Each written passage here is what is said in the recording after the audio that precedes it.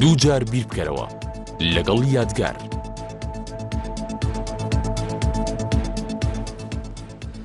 ئایا پەرلەمانی کوردستان ڕۆڵی هەیە لە یەکلاییکردنەوەی ململانیەکان لەم هەرێمە؟ ئەوەی ئێستا دەبێنرێت سێ کەسەکەی سەرۆکایەتی پەرلەمان دابەش بوون و ڕایەک هەیە پێی وایە کە حزبیانە بیر دەکەنەوە. ئەم ڕایە تا چەندە دروستە؟ ئەنجومەنی شورای هەرێم ئەم دوانی وەڕۆیە ئەڵێت کورسی سەرۆکی هەرێم شاغر و چۆڵ نییە، هەر بۆیە دەبێت سەرۆکی هەرێم بەردەوام بێت تا هەڵبژاردننی سەرۆکێکی نوێ یاخود تا هەڵبژاردننی کاتی هەڵبژاردننی داهاتوو. ئایا ئەمە ڕایە یاخود بڕیار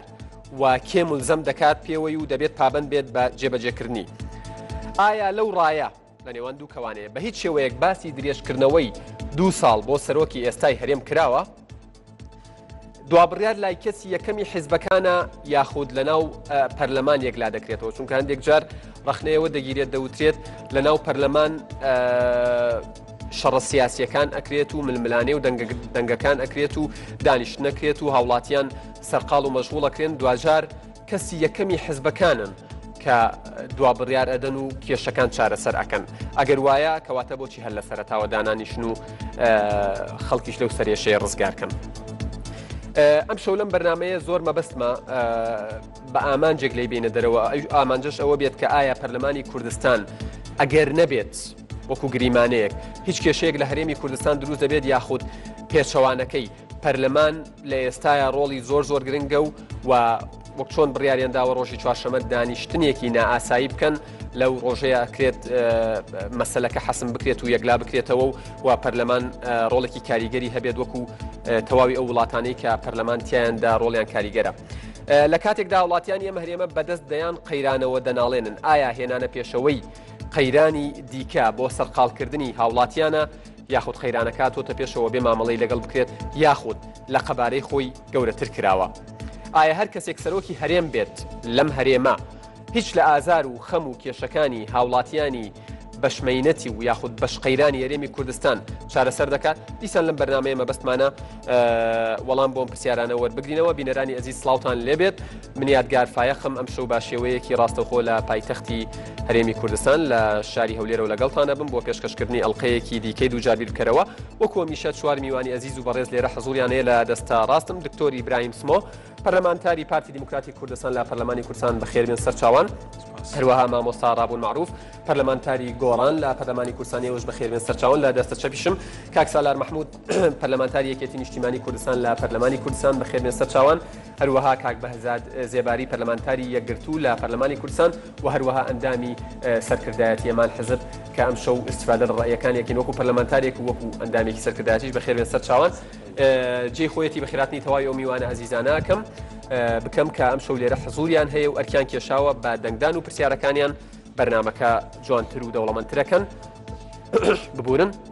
ئەرکنە بێ کۆنتترۆلەکانتان ئامادە بکەن، بەڵام تکایە گوێ لە ڕێنمایەکانی من بگرن. سوپاسانەکەم.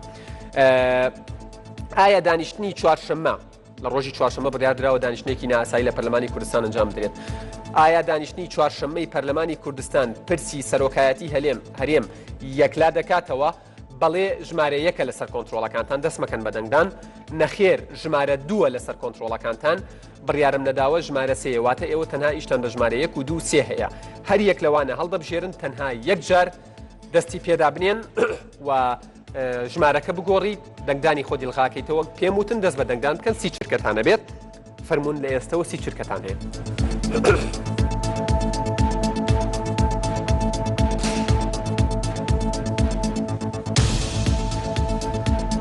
ئەوەی ئێستا ئەنجامەدرێت ڕاپرسی سەرەتا یاخود یەکەمین ڕاپرسی ناوەمەڵقەی دووجار بیر بکەرەوەیە. ئایا دانیشتنی چوارشەممەی پەرلەمانی کوردستان پرسی سەرۆکایەتی هەرێم یەکلا دەکاتەوە؟ بەڵێ نەخێر بڕیارم نەداوە.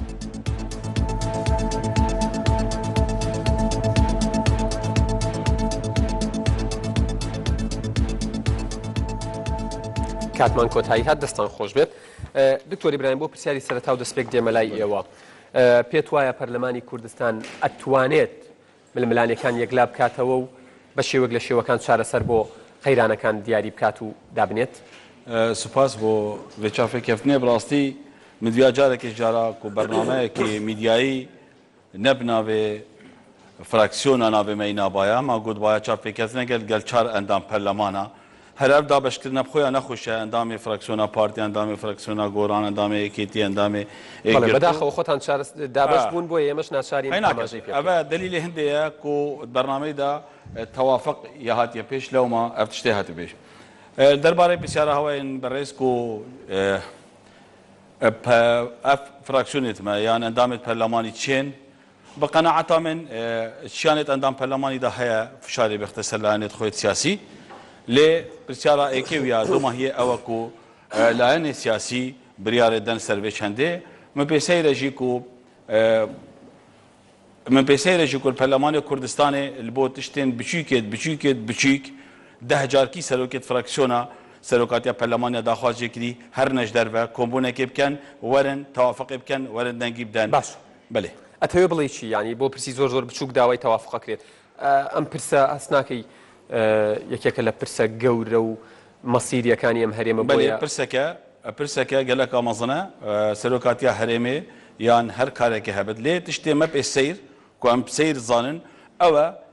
ام ندجي هندنا كو افا بيتا حموار كرين يعني افا بيتا مناقشه كرين ليه ما هر شكي ساتو وقت خويت هين كا بابتا كيش جرينجا وكيش جرينج ترى يعني من بيسيرا كو ابابتا هوصا الدروي ميديا دا ودروي سياسي دا ولا كريكو كانجي والكردستان هاتيا حزب سياسي بكبنا جير كيفا هنديكو فراكسيون بريار السر بيتشوانا تواوا اس خود بينم هندي كردستان بفيرنجي هبت احزاب سياسي هبن بله هر تشتكي دي چارچوبه والا يعني سياسي نهته پیش كشكرن برلمان اي سروري برلمان لكويا اي استقلاليتي رأي برلمانتار وكونيونري دنگدر لكويا لما سلي اگر لها استقلالية برلمان يعني هیچ خوی رأی نبیت الا به حزبك يقلاي كاتوا واقع بيا كنت بيجي اندام برلمانت ما خدانت كو رايا خويا سر بخوبن وبريارا خوبدن هيك لا نجوا الميفان تا افريكا وميفان همي وان برنامجنا كرن فان ميديا دا خدانت رايا خويا سر بخونين همي دي چارچوب سياست اجي بدي كاز بمدفته عزيز لانه خوي سياسي تم ومكتي ما دانستان دندا زور بكورتي دكتور زور بكورتي پێت وایە دانیشتنەکەی ڕۆژی دانیشتنە نائاساییەکەی ڕۆژی چوارشەمەی پەرلەمان ئەتوانێت هیچ دەربارەی ئەو قەیرانەیەک لا بکاتەوە زۆر بە کورتی ڕای خۆت ئەس نابینم کو دێ دانیشتن وێ تەشاؤمێ بێت یان دێ دانیشتن بەشداری تیاکەن نا خو بجداريا وقرار بريارك الصريحه هرچندكو بفي رنگي كو بهاتيه كرن وبفي رنگي كو پیش وقت سلوك برلماني سكرتير برلماني جيگري سلوك برلماني بنيتك الصاف چويا كو بنوا بين السرباسي او ملاحظات سلوكاتي برلمان بس بين بلي بجداري تياكن يانا بجداري از الجوري وي سياسه واتشل هساعه تماي دي بريالي دان كان بجدار بن عمل يكلانا كردوتو نا يكلاكرن رنگ لاني سياسي وبيتكرن لاني سياسي وبزابك سياسيه تكرن كو تشارج اف بابته بيت تشارسر كرن وازم خوي جشبينم كنت لاني سياسي ودي بابته تشارسر ما مستراب وكل قسكاني دكتور ابراهيم دركي ولا دوقسي ودسفيكم الله كي لدروي برلمان احزاب كانوا مسائل كان بلين او لسرو مسلانا سازانيان كرد ايمش نو برلمان بريار دين بجداري بكين يا بجداري نكين كواتا گرنگی بوونی پەرلەمان و ئێوە لە ناو پەرلەمان چییە؟ بەڵێ سڵاو لە ئێوە لە میوانە بەڕۆزەکان هەروەها لە بینە لە خۆشەویستەکان بەڵێ بە درێژایی زیاتر لە 20 ساڵ ڕابردوو دوای ئەوەی پەرلەمانی کوردستان هاتووەتە بوون ئاراستەیەکی سیاسی هەیە کە ئاراستەیەکی نادیموکرات و نامەدەنیە دەیە پەرلەمانی کوردستان پاسیف بکە و بیکە بە ڕۆبۆت وەک داشی شەترەنج لە دەرەوەی پەرلەمان و لە هەندێک مؤسسەی ناهەڵبژێردراو بۆ معنای نادەوڵەتی وەکو حزبەکان بەس بۆ حزب خراپە بەڵام ناهەڵبژێردراو نا مؤسساتی نادەوڵەتن چیە بڕیاریاندا ئەو کۆمەڵە بەیدەق و ئەو کۆمەڵە ڕۆبۆتیکە لە پەرلەمانی کوردستان کۆبوونەتەوانێ ئەوە جێبەجێ بکەن ئەمە ئاراستێکی نادیموکراتە بە پێچوانەوە ئێمە سەرقاڵی بەهێزکردنی ئاراستەیەکی ترین کە ئەو ئاراستەیەش لە کوردستان هەیە دەمانێت پەرلەمانی کوردستان لەو دۆخە پاسیڤی کە تێکەوتووە بیگوازنەوە بۆ دۆخێکی ئەکتیڤ واتە بەهێزی بکەین هەستەکەی مەسەلەی بەنسبەت پەرلەمان و چارەنووسسازە زۆر چارەنووسساز پێمان وایە کە لە هەنگاو هەرە گرنگەکان بۆی پەرلەمانی کوردستان توانێت ئەو هەنگاوە بباتە پێشەوە و پیشان ڕای گشتی و حزب و لایەنە سیاسەکانی بدا کە پەرلەمانی کوردستان توانای بەرگەگرتنی فشارە سیاسیەکانی هەیە لە ناوەندەکانی دەرەوەی مؤسساتی دەوڵات هیواداری ئازایەتی پەرلەمانتاران ئازایەتی فراکسیۆنەکانی پەرلەمانی کوردستان بە تایبەتی ئەو چوار فراکسیۆنە کە ئیلتیزامی ئەخلاقیان لە بەردەم ڕای گشتی و دەنگدرانی کوردستان هەیە چونکە پرۆژەیان پێشکەش کردو هەمویان ئیمزایان کردو هەموو ئەندامانی ئەو چوار فراکسیۆنە ملزمن ئیلتیزامی ئەخلاقیان لەسرە بۆ دانیشتنە ئاسایی بێن ئەگەر دانیشتنی نائاسایی لە ڕۆژی چوارشەمە بکرێ و تەگەری نادیموکراتی و بەرئامرازی نادیموکراتی و نامەدەنی تەگەری بۆ دروست نەکرێ هەنگاوتان هەیە وەکو فراکسیۆنی گۆڕان کە ڕەنگە نەکرێت هەنگاوێکی بەهێز بە ئاڕاستەی ڕێکخستنەوەی زمینەی بنەمای یاسایی قەیرانی سەرۆکاتی هەرم دەچینە پێش ئومێدەواری هیچ لاگ پەنا بۆ ئامرازی نادیموکراتی نەبا بۆ شکاندنی سەروەری پەرلەمانی کوردستان مامۆستا وتت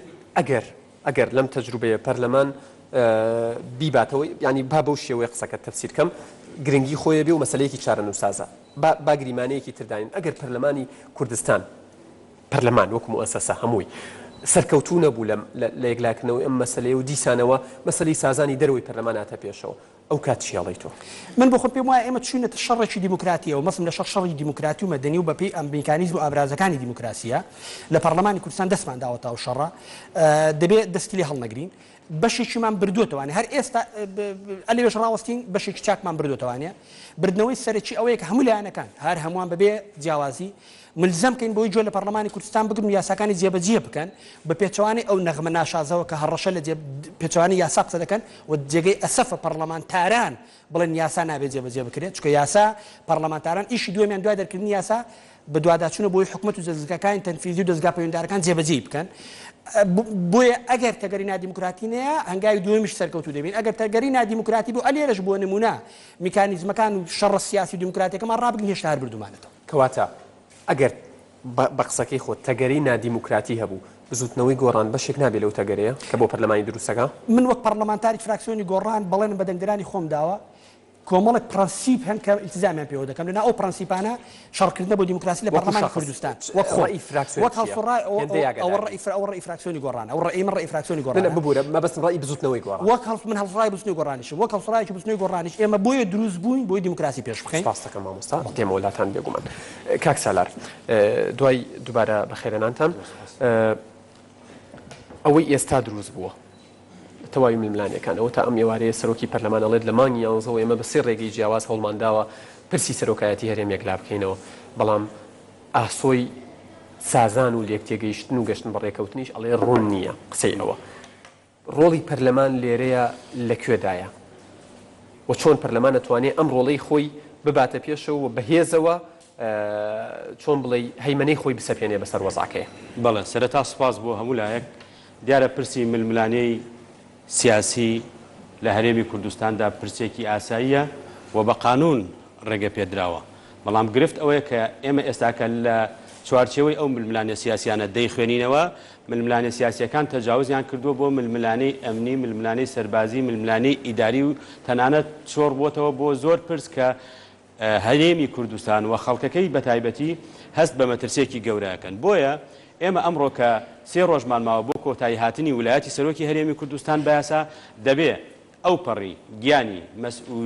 مەسئولیەت بە شێوازێکی مەدەنی و دیموکراسی ئاراستەی گفتوگۆکانمان هەنگاوەکانمان لە چوارچەوەی یاسادا بکەین بۆ ئەوەی خەڵکی کوردستان لەمە زیاتر دڵگران و بارگران نەکەین لە هەرێمی کوردستانە قەیرانی حکومڕانی هەیە قەیرانی حزبایەتی و ئیدارەدانی حزبایەتی لە نێوان حزبەکان خۆیاندا هەیە بۆیە ئەم دیموکراسی ئێمە دیموکراسیەکی لەقە بۆیە ململانەکان لە ناو پەرلەمانی کوردستانشا ململانەیەکی لەقن من وەکو ئەندامێکی فراکسیۆنی یەکێتی نیشتیمانی کوردستان کە بەڵێنمان داوە لە چوارچێوەی یاسادا کار بکەین بۆ ئەو پرسانەی کە پەیوەندیان بە پرسی هەموارکردنەوەی دەستور کە چارەسەرە بۆ لە ناوەخنیدا لە بنەمادا چارەسەرە بۆ پرسی سەرۆکایەتی هەرێم و هەروەها بۆ یاسای سەرۆکایەتی هەرێم ئەگەر ئیجازە بدەی من بەدەق بە شایەتی ئەو فراکسیۆنانەی کە لێرن یەکێتی نیشتیمانی کوردستان بە یاسا دەست پێشخەری کردووە بۆ ئەوەی نەگەین بەم قۆناغا و ئەمە دەقی ئەو پرۆژانەیە کە پێشکەشمان کردووە بۆ ئەوەی بەدەق بۆ ئەوەی بۆشایی یاسایی دروست نەبێ لە 16 حوتی 2014 یاداشتمان داوەتە سەرۆکایەتی پەرلەمان و پرسی سەرۆکایەتی هەرێمی کوردستان و پرسی دەستورمان بۆ ڕوونکردنەوە کاک سالار هەرجی جەناب ڕێگەت پێم قسەکانت تەواو کرد بەس لەسەر ئەمەیان لەلایەکەوە پارتی دیموکراتی کوردستان ئەڵێت ینی بە شێوەیەک لە شێوەکان چۆن بڵێ هەموو لایەنەکان ڕێککەوتون کە لەم تەوقیتەیە قسە لەسەر مەسەلەیە بکەن لەلایەکەوە تۆ باسی مانگی حوتەکەی قسەکە ئەوەیە بۆچی پێشتر هەوڵ نەدراوە ئەم مەسەلەیە ئەم پرسە ئەم قەیرانە یەکلا بکرێتەوە لە کاتێکە ئەوەتانێ ململانیەکان دەنگەکان شەڕە سیاسی و دیموکراتیەکان وەکو مامۆستا ڕابوون وتی بەردەوامە و 3 ڕۆژیشمان ماوە بۆی ئەکەوینە بۆ شایی یاساییەوە یان ناکەوینە بۆ شایی یاساییەوە ئەمجا گرفتەکە ئەوەیە کات کەم دەبێتەوە منطقیش کەم دەبێتەوە لەوانەیە بڕیارێکی نادیموکراسی بدرێت ئێمە لە ئەساسەوە لەگەڵ لە بەرامبەر سەرۆکایەتی پەرلەمان و فراکسیۆنەکان تێبینی ئەوەمان کردووە ئەم پرسە تەخیر دەکرێت بۆیە بە دەقی ڕست هەر فراکسیۆنێک هەر لایەنێک لە پەرلەمانی کوردستان پێش ئەم تەوقیتە بۆ پڕکردنەوەی بۆشایی یاسایی دەقێکی هەیە با پێمان بڵێ ئێمە لە 16 حوتی 2014 بۆ هەردوو پرسەکە بەدەق لە 30 2014 بۆ هەموارکردنەوەی پرۆژەی دەستوری هەرێمی کوردستان بەدەق یاداشمان داوەتە سەرۆکایەتی پەرلەمانی کوردستان بۆ ئامادەکردنی پرۆژەی دەستوری هەرێمی کوردستان بەدەق لە 12 2014 پرۆژە و دەقمان داوەتە سەرۆکایەتی پەرلەمانی کوردستان لە کەمتر لە یەک خولەکە بۆی کاتەکە یەک خولەکیشانی باش دوا خاڵ ئەوەیە بۆ هەموارکردنەوەی یاسای سەرۆکایەتی هەرێمی کوردستان یەکەم لایەن بوون کە لە 21 5 2015 بەدەق پرۆژەمان داوەتە سەرۆکایەتی پەرلەمانی کوردستان ئێمە لە چوارچێوەی یاسا و بە بڕێکارە یاسایەکان هەنگاومان بۆ ئەم پرسە ناوە بەڵام سەرۆکایەتی پەرلەمان تەقسیری هەبووە فراکسیۆنەکان لەم پرسە تەقسیریان هەبووە دوای بۆمباستی بە تەفسیری کاک سالار تەقسیری هەبووە بەڵام بدابوون سوپاس دەکەم بۆی کاتی کاک بەهزاد مێنێ ئەویش لەم بەشەیە قسە بکە سوپاس دەکەم کاک بەهزاد ئێوە وەکو یەکگرتووی ئیسلامی کوردستان هەمیشە قسە لەسەرەوە کرێ کە ئەگاتە کاتی زۆر هەستیار دێنە دەرەوەی وەزعەکە خۆتان بێلایەن پیشان ئەدەن و چاوەڕێیەکەن بزان وەزعەکە چۆن یەکلا بێتەوە ئەمەی ئێستاش ئەیکەن بۆ نمونە ئەم ێوارەیە بووە یان تۆزێک پێشتر بووە 3 تەرحتان خستۆتە ڕوو جارێ ناینە سەر تەرحەکان بەڵام ئێوە وەکو فراکسیۆنی یەکگرتوو ئەتانەوێت چی بکەن لەم دۆخەی ئێستا دروست بووە ڕئیتان بەلای کێ زیاتر ئەشکێتەوە ناوی خودی مەزن و دلوان سڵاو الواهم بینەرێت خوشتەوی قەنەعەتەوە من ئەس بێژم هەرێمە کوردستانێ گۆڕەپانەکە سەحەت و پانەیە دوو فەریقی تێدا یەک دەبێتەوە یەک خسار بیت ئەوە ئەماژەکە خراپ هەکەران ئۆستەی تەفکیرکەینەوە خاڵۆ دیەمەوەکی گرتووی ئیسلامی کوردستان دەتگەن پرسە سەرۆکاتی هەرێمێ دوو ئاراستەیە دوو ڕەهەندێتە ڕەهەندی سیاسی ڕەهەندی یاسایی هەتانوکە ئەم وەک فراکسیۆنی گرتوو ئەرکی خۆی پەرلەمانی پێشەیی یاسایی ڕابینە درێغیش منەکردی هەتاوێ لەحزێ کە ئەم لێرە ئامادە بینە نسبت رهند سیاسیش زور واضحه گرتو اسلامی کردستان زانیتن چه پرسکا سیاسیه رهند اجتماعیه و ارکک اجتماعی پیش دو هیوه دست پیش خری کردی گرتو اسلامی کردستان که همیلان سیاسی سرمزه گفتگوی گنه چهار سرکی و طبعا برینگر حمله راگاندنه شبیه گرتو شیا قناعته و ولانا درست کرد بین سرمزه گفتگوی بو چونکی ما قناعته ما یاسا به دست حالات نابیتن فرضاً مگود روزا چهارشنبه جلسه پارلمانی ها تکرر نصاب تمام بی یاسا درچو دیوارت واقعی دو کردن که جب کرد محتاجی دست حالات پاشی دی مثلا پارلمان یادش بالمقابلش بیشم اگر هاتو دبیجن رنشنا پارلمان نه هات انجام دان فرضاً آن نصاب تمام نبی 28 هات فراغ که یاسایی در هات فراغ کاسوی چی بی آیا دست حالات دست حالات دشید بردام بید بیاسا مقصد من حسنگی ما بین و ولامی بسیارکان بیتو لدوای 19 مانگ دست حالات جبه دست حالاتش بیاسا نبیتن پاسی انا خالق از رو یکر تو اسلام کردستان دویتن حسنگی پاریزیتن ما بین دو وضعیات که پیش دو بسیارمه لدوای 19 مانگ و ببروایی و بوشایی یاسایی درست به يعني بقناعتهم اگر فلان السياسي نجنا توافقك طرفك يون قالك دبيجن افاب وشياسيه يعني دي مش تمرك زياتر تشبي طيبتي افروش انجمان الشورى الرئيه خوجود ولا وانا دوت جو تمييز بتسخط السوي مثلا برند ليره قالك بيتفيا ام بيجين هاو سنجي ما بين دو مفسدا دو خرابيا چيكي خراب كرن زورا قاسانه يعني وقت ما نفد بزبر نفس صالت نهات بس وقت شر نافوت شبي بچند روجك شر رويدو وبصاله وكش او 17 ساله هيش تعطون كاسوا ئێوەتانەوێ ڕۆڵێکی ئاساواری دو ئیدارەیی ئیجابی بگێڕن لە مەسەلەی بۆ هاتونەتە دەرەوەی وەزارەکە منەوێتن هاوڵاتی هەرێمە کوردستانی زەرمەند ئێکیە چونکە کە پرۆسە سیاسی تێک بچیتن ئەسەفۆگیری هەرێمە کوردستانی تێک بچیتن ئاسایشانەتەوەی هەرێمە کوردستانی تێک بچیت هەر هاوڵاتی هەژارە ئەوروکە و دهان قەیران هەرێمە کوردستانی پەیدا بین ئەو دێ باجێدەن گەڕێگە بە من سیارەکان سیاری بینەرن بیانکەین لە یەکتری شتێ بگەین سوپاس دەکەم زۆر بە کورتی و بە کوردی ڕۆژی چوارشەممە بەشداری ئەەکەن لە دانیشتنە ئاساییەکەی پەرلەمان من قلت تحطون وكواكي قرتو إسلامي كردستان رولي خوي ياسوي برلماني أدوكي هذا في لحظة ما بروجا بيش كشكر بيستوسي هاي في أمودة من جلسة برلماني هر وقت أندامي ما جنا ياسوي جماجيكر كاك بهزار ليرة بدي بيزوين مصبة سبيدي لون السياسي ديكون بنفا كأنجام تودي شبن يادي سر كردن تيجي إسلامي كردستان قال فراكسيوني دي بريارة خودت أكثر كردن والله ممر نقدر تو سباس تكمل بينراني عزيز ناوبرق ورقرين لا دوينا وبركة برنامج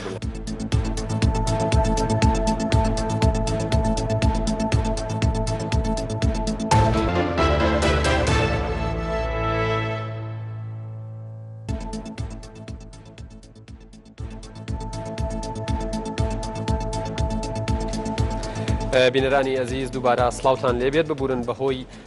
کێشەیەکی بچووکەوە چەند خولەکێک دواکەوتین بەڵام بەبێ ناوبڕ بەردەوامە بین لەگەڵتان دکتۆر دێمەوە لای جەنابتان ئەم ێوارەیە بڵێن لەلایەن ئەنجومەنی شورای هەرێمی کوردستانەوە لەژێر ناوی ئەلڕەئی نووسراوێک بڵاو کراوەتەوە و ئاراستەی بڵین لە وەڵامی داواکاریەکی یاخودنامەیەکی جێگری سەرۆکی پەرلەمان لە پشکی پارتی دیموکراتی کوردستان ئەوان ئەڵێن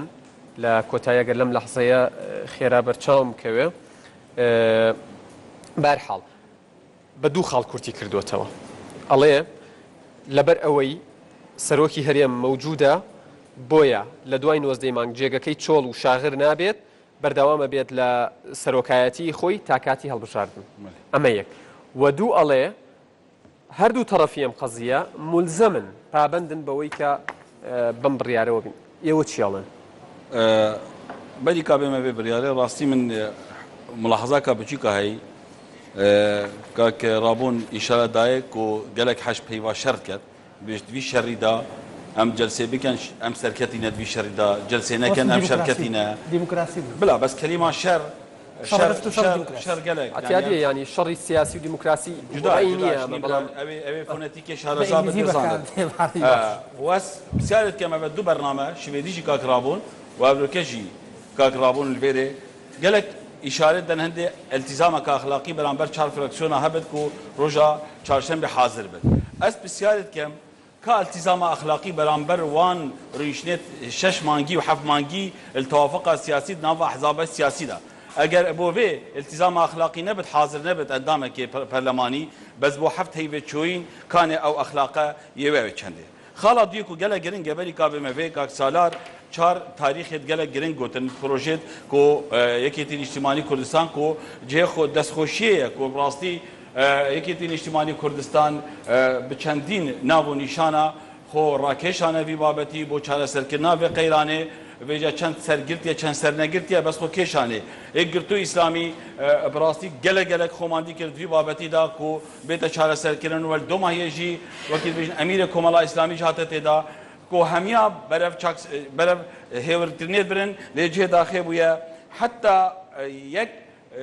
آخفتنا که خیرش لایه گوران و نهاد و چاکسازی یان دیوکی مبت یان اثناء ما درد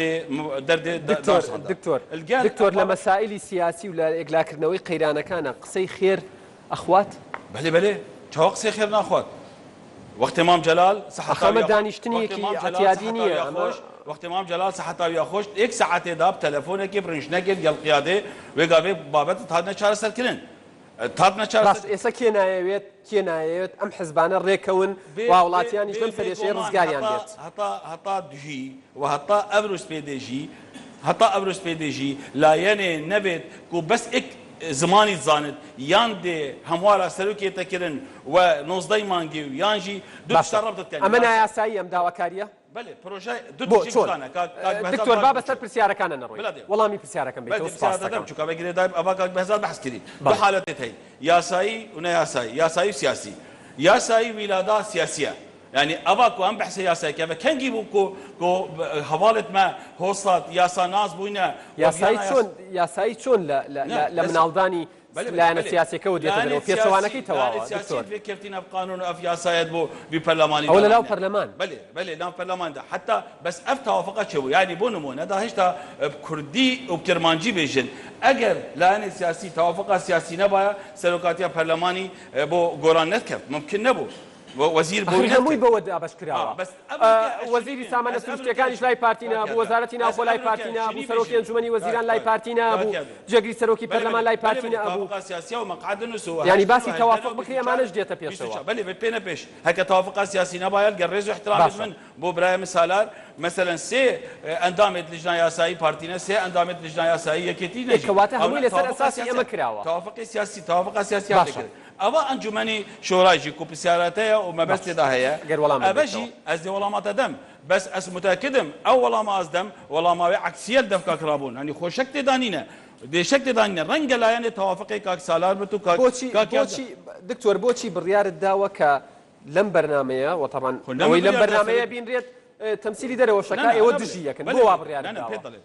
پیش بیم برنامه جنابت دکتور یوسف لبرنامه کی خوی دا زور براشکاوانه و زور با واضحی او سوالانها مطرح یان کردیا که امانه یک دو سه چوار ملزم نینو نساوی جێگیری سەرۆکی پەرلەمان ملزم نییە نووساوەکە صلاحیەتی ئەو نییە خۆ ئەوانە بریاری خۆیان ڕای خۆتم پێ بڵێ من رأي دكتور يوسف لبرنامج رأي من بجويري خويندني من أو ماداني كياساينا ليردا أو ملزمة برياري الجماني الشورى ملزمة كسلوكي هريم دواي بيستي مانك بهمو بلنشانو توانايت خو دي برنامج خوي سياسي دكتور يوسف محمد سلوكي برلماني كردستان أم يواري لبرنامج تاوتو وتي ام اميس جێگرەکەی بابە جێگری سەرۆکی پەرلەمان کردوویەتی وتی کارێکە نابێت بکرێت بۆ چکە وتی هەر ئەنجومەنی شورا خۆی بە نووسراوێک داوای لێ کردوین جگە لە سەرۆکی پەرلەمان کەس بۆی نییە داوایان لێ بکات ئەس جۆرەی واد و نووسراوەکە واژۆی سەرۆکی پەرلەمانی لەسەر نییە پەیڕەوێ پەرلەمانی بینە و یاسا و مادێت پەرلەمانی بینە البوسروكي برلماني صلاحية جيجري لبيروي ناخذ برلمان هاتوا كجيجري سروك صلاحية برلماني كسروكي برلماني حاضرنا ايه سروكي برلمان حاضرنا او نسلاوهات يعني بيسي اقرب مريا لا سروكي برلماني حاضر نبت قالك طيب سروكي لجناك برلماني ما سروكي لجنة برلماني يعني الا سروكي برلماني يعني صلاحية السروكي برلماني جيجري سروكي برلماني هر دابو تبكرتو كرمانجي بيجي لو كانت صلاحيات تفرسيج دهنه صلاحيات باريج دهنه صلاحيات باريكاريج دهنه وهذا الشيء حتى نظام تشتكي زور سپاسەکەم دکتۆر ئیبراهیم مامۆستا ڕابڵ نامەوێت قسەکان زۆر دووبارە کەمەوە بەڵام بە کورتی و کرمانجی ئەڵێ جێگری سەرۆکی پەرلەمان سوڵاحیەتی سەرۆکی پەرلەمانی هەیە بۆی ئەم کاری کردووە ئێوە چی ئەڵێن بەڵێ وەڵام من ئەگەر هەر ئەو کاتێ بۆ منەدانا فرسەتم دێ هەموو وەڵامەکانە دەمەوە کە گرنگن یەکەم التزامی ئەخلاقی التزامي اخلاقي دبي لهمو برنسيب وبهاو او لهمو تاريخي فلسفه فكره باس كراو كي انسان دبي التزامي بو بغلينو اقدانو هبك برابر جهاتي ترعيدا خوي جورش عمل القران ده القران كدوز ده براندو تو يا ايها الذين امنوا اوفوا بالعقود واتك بلينك تاع بيمانك تاع عهدك تاع دبي جيب زيف كان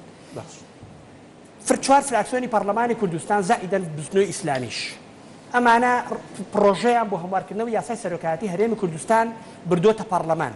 امزال لدا وواتله بدم دەنگدرانی خۆیان دا دەڵێن ئێمە دەمانێت ئەم یاسای هەموار بکەینەوە ئەگەر نەچنە دانیشت نایاسایی کەواتە یعنی ڕاستگۆ نەبوو لەگەڵ ئەو بەڵێنانەی ئەو عقدانەی کە بە دەنگدرانی خۆیان داوە من ئینتیباعم وایە دەنگدرانیان سزایان دەدەن هیوادارم ئەو هێزانە جەرائەتی ئەوە نەکەن خیانەت لە دەنگدەرەکان و لە عقدەکانیان بکەن بە تایبەتیش ئەوانەی کە ئیلتزامی ئاینیان هەیە چونکە خوای گەورە و بابەتی بڕاندۆتەوە سەبارەت بەخێر مادام برای بەڕێزم هاوکاری بەڕێزم ئاماژەی بۆ مام جەلال کرد منیش ئاماژە بۆ بەڕێز مام جەلال دەکەم بڕۆن لە ڤیدیۆکاندا سیرکەن کاتێک باسی منەظەماتی خارجی دەکرا لە سەردەمی شەڕی ناوخۆ جەنابی مام جەلال قسەی هەیە دەڵێن لە سیاسەتا خێر نییە لە سیاسەتا من تاکید دەکەم ئەو قسەکەی مام جەلال خێر نییە لە سیاسەتا ئێمە بنوێنەرایەتی ئەجەندا و پرۆژەی سیاسی جیاواز دەکەین دەبێت پێم بڵێ لە بەرامبەر چی من ئەمیشە دەکەم چونکە دەنگدەرانی گۆڕان دەنگدەرانێکی ئازان بۆ نم پەرلەمانتاری ئەوانە لێم قبول ناکەن بە خێر بەنای ئەوانە ئەوی کورد پێی دەڵێ پیاوەتی بە ئاوی حەمامەوە دەکا بەنای هەموو دەنگدەرانی گۆڕانەوە بێم بچم شتێکی نایاسایی بۆ جهەتێکی سیاسی جێبەجێ بکەم دەنگدەرانی گۆڕان پێم دەڵێن لە بەرامبەر چی ئەمەت کرد وەکو ئەوی جەنابی مام جەلال وتی لە سیاسەتا خێر نییە دەبێت لە بەرامبەرەکەی بەلای کەمەوە ئەوی ئێمە دەمانەوێت ئیسلاحاتی سیاسی و دیموکراسی لە کوردستان سەبارەت بە تەوافق ئەم بابەتە زۆری لەسەر دەوترێ بۆیە من لەبەری بێمە بابەتێکی گرنگە لەو توێژە من مەقالەیەک نووسیوە سەرنجی هەموو بنەرە خۆشەویستەکان ڕادێکیشم بچم بیخێنەوە بەناوی پارتی و تەوافق مەقالەیەکی هاوسەنگ و سنجینە باسی ئەوە دەکەم برادرانی پارتی وا لە تەوافق گەیشتون لەوێ من لە مەقابلەی ترشدا لەگەڵ خۆشتا پێتون پێم وایە باسم کرد برادرانی پارتی ڕوانگەیەکیان بۆ تەوافق تەبەنی کردووە بۆ سازان تەبەنی کردووە کە هەموو لایەنە سیاسیەکان وەرن تەبەنی بۆ چوونەکانی ئێمە بکەن بۆ نەگریمان بە درێژای ئەو دانیشتانەی ئێستا کراوە مامۆستا ڕابوو یەک قەوس هەست ناکەی ئێستا بە قسەی بەرپرسانی پارتی دیموکراتی کوردستانیش ئەوەی بزوتنەوەی گۆڕانیشێکە هەمان شتە من دێمە سەر بابەتە بە درێژای ئەو بزوتنەوەی گۆڕان هەمان شتەکە ئەوێ لە سەر بابەتە کاتێک بڕوا بە درێژای هەموو دانیشتنەکان کە پارتی دیموکراتی کوردستان لەگەڵ لایەنە سیاسەکان کردوێت یەک داواکاری هەیە دەڵێن کاک مەسعود با بێتەوە بە سەرۆکی هەرێم تا کۆتاییان خولەی پەرلەمان ئەوە جگە لەوەی کە ئەگەر بابەتەکەمان هات سەرەوە بە دوو یاسا گرفتی یاسایی هەیە بە یاسای سەرۆکاتی هەرێمی کوردستان کە بۆ دوو خولە حەسری و قەطعیە و بە یاسای ژمارە 2013 لە سی حوزەیران بەناوبانگە کە ئێمە ملاحەزاتی تێبینیمان هەبوو ئێمە معارض بووین لە ڕووی سیاسیەوە لە ڕووی یاساییشەوە ملاحەزاتمان هەبوو هاتووە کە ئەم بابەتە واتە درێژکردنەوە دوو ساڵێکە یارای درێژکردنەوەی نییە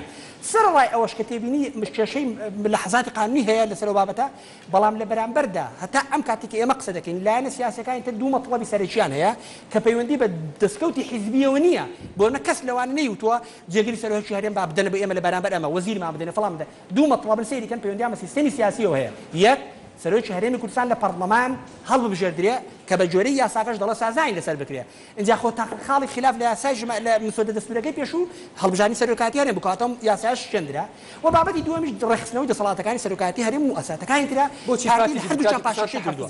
لە هەردووچیان پاشەشی کردو تەحەفوظ نا لە یاسای ژمارە 19 لە یاسای ژمارە 19 ئیلزاماتی اخلاقی یاسایی نیشاندا و یاسایی بەرامبەر هەست ناکەن ئێوە لایەنەکانی ئەم دوو خاڵەتان وا داڕشتۆتەوە کە هەموو شێوەیەک پارتی دژی بێت یان لەگەڵ مەسلحەتی پارتیەک دەگرێتەوە گۆڕان پێمان وایە بە خۆشحاڵی ئێستا بۆ ڕایەکی گشتی مەسیری دیموکراسی لەسەر دوو بابەتە بەندە نابێ دەسەڵاتێک مؤسسەیەک لە دەوڵەت ئەو هەموو دەسەڵاتە فراوانی هەبێ لەجێ چاودێری پەرلەمانیش نەبێ ئەو بابەتێکی ترس ناکە سەبارەت بە ئەنجومەنی شورا ئەمە یاسای ئەنجومەنی شورا بینە لە خۆشەویستەکان یاسای ژمارە 14 2000 ببورن یاسای ژمارە 14 2008 بڕۆ سەیریکەن جارێ ئەنجومەنی شورا بخۆی مؤسسەیەکە لە وزارەتی عەدل وزارەتی عەدل بەشێکە لە ئەنجومەنی وەزیران ئەنجومەنی وەزیرانیش ڕاستەوخۆ ملتزیمە بە پەرلەمانی کوردستان و پەرلەمانی کوردستان دەسەڵات هەیە ئەنجومەنی وەزیران هەڵوەشێنێتەوە کابینەیەکی دوور دروستکە ئەو پەرلەمانتارە بەڕێزانە دەزان ئێستا دەتوانین لە کۆبوونەوەی لە پەرلەمانی کوردستان کۆبوونەوەیەک بکەین پرۆژەیەک پێشکەشکرد ئەسڵەن ئەنجومەنی شورا هەر هەڵبوەشێنێتەوە ئەم ئەنجومەنی شورا بە هیچ شێوەیەک لە اختصاصاتی نییە تداخل لەو بابەتە بکە ئەمە یەک بەبەستەوەی ناتوانێت پەرلەمان ملزم بکە بە هیچ شێوەیەک ناتوانێت پەرلەمان ملزم بکە بە بابەتێکە خۆی دەری دەکە اینجا لەگەڵ ئەوەشدا ئەو مادەی کە ئەوان حساب وقتیشی که اگر فرصت بده آخر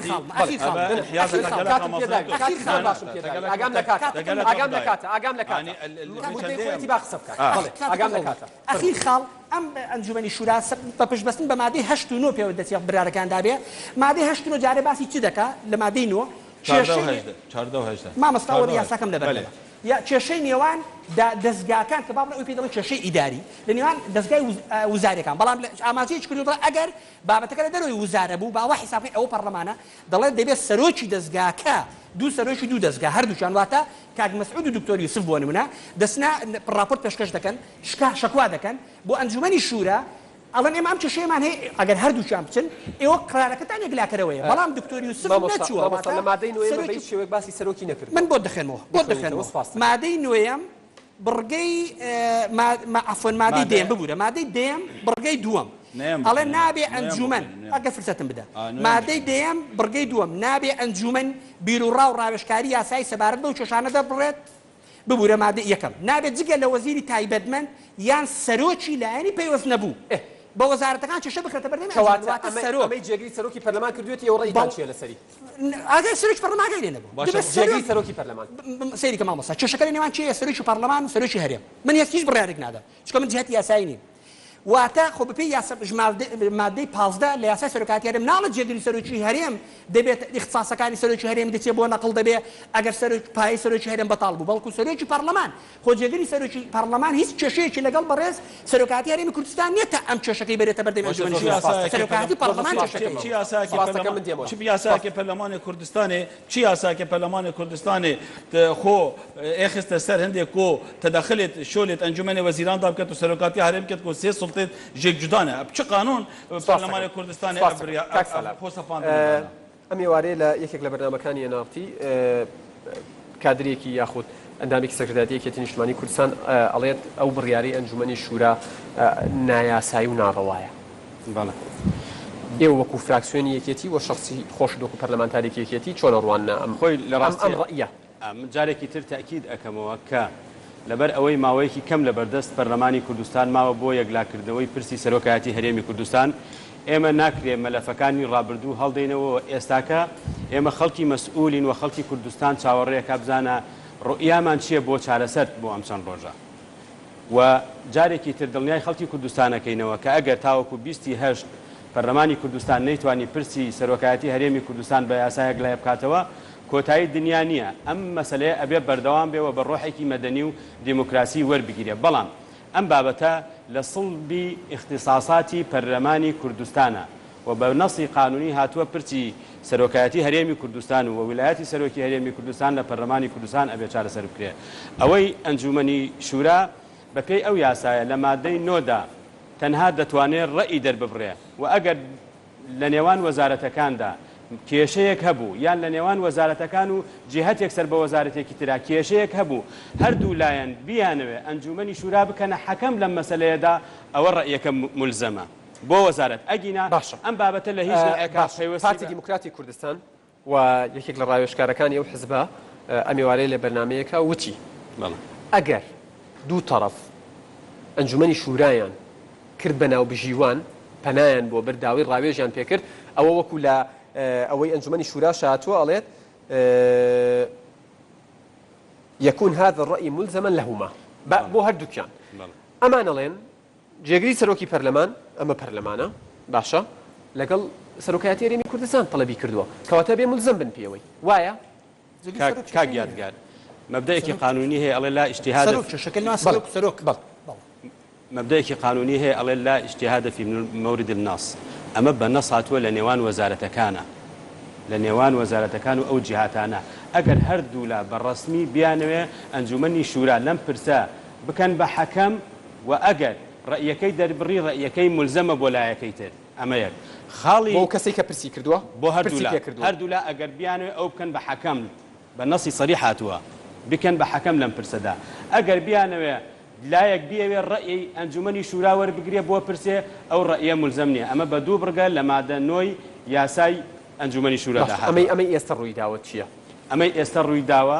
بە ڕەئی شەخصی خۆم نەدەبوو تەدەخول بکات لەم مەسەلەیە و ئەم دۆخە ئاڵۆسر دەکا و ئەم پرسە پرسێکی یاسایی پەرلەمانیە دەبێت لە پەرلەمانی کوردستان بەڕای تو ئەبوایە بگەڕایەتەوە بۆ سەرۆکی پەرلەمان و سکرتێرەکەی بەڕێی من لە هەموو حاڵەتێکات ئەوەندەی تێدەگەن کە ئەم پرسە بۆتە باعیسی ململانەی سیاسی قوڵ لە نێوان لایەنەکاندا لە هەرێمی کوردستان دەبوو ئەنجومەنی شورا کە کۆمەڵێک خەڵکن لە چەند ساڵ جارێکە لەوانەیە پرسیان پێ بکرێ نەدەبوو وەکو تەرەفی نیزاع لە مەسەلەیەدا دەربکەون وەکو تەرەفی نیزاع و ململانێ دەرکەوتون لە مەسەلەیە بەڕێی من بەو ئاراستەیە ئەم ڕەیە ینی وازەحتر قسە بکەین پێت وایە بێلایەن نەبوون من هیوادارم ئەوانەی لە ئەنجومەنی شوران تا ئێستاکە بەڕەسمی وەڵامەکەیان نەناردوێتەوە بۆ پەرلەمانی کوردستان وەڵامەکەیان نەناردوێتەوە بۆ بەڵام ئەو وەڵامەکەی